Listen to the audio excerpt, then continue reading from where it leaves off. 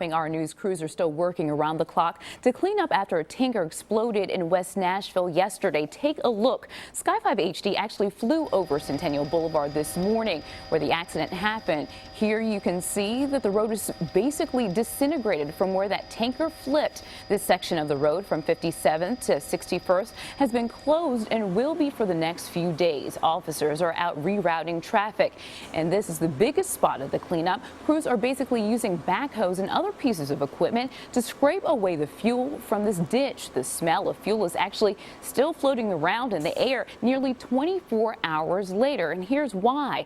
Thick black smoke was visible for miles after the tanker flipped over and then exploded. Much of the 8,500 gallons of gasoline and diesel ended up spilling into the sewers. That prompted many manholes to be blown off and setting off multiple different fires. Environmental concerns are still the biggest question this morning. Crews say they controlled the spill before it affected the waters, but some neighbors are still concerned.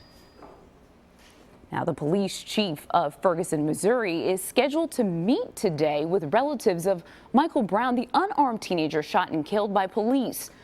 A police officer on Saturday. The teen's death has led to nightly clashes in the St. Louis suburb. Marley Hall is there.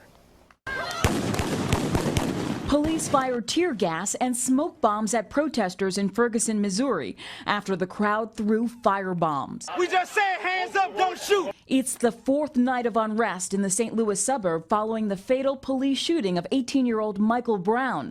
Tiffany Mitchell says she saw Saturday's shooting from her window. See them tussling through the window, like the kid was pulling off and the cop was like pulling in. She says she saw Brown try to run away, but the officer kept shooting, even after it looked like Brown was hit. He puts his hands up, and the cop just continues to walk up on him and shoot him until he goes all the way down.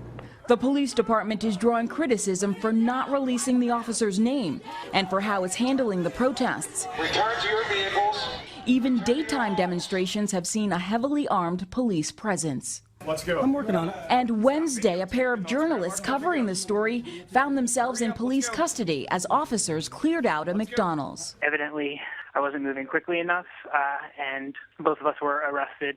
The Huffington Post and Washington Post reporters were released a short time later. Marley Hall, CBS News, New York. President Obama is expected to speak on the situation this morning, and we'll bring you that live as it happens.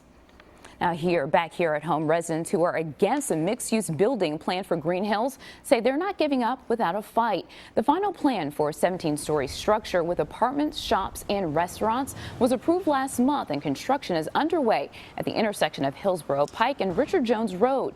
The Green Hills Neighborhood Association is appealing the decision and has filed multiple lawsuits against the proposal.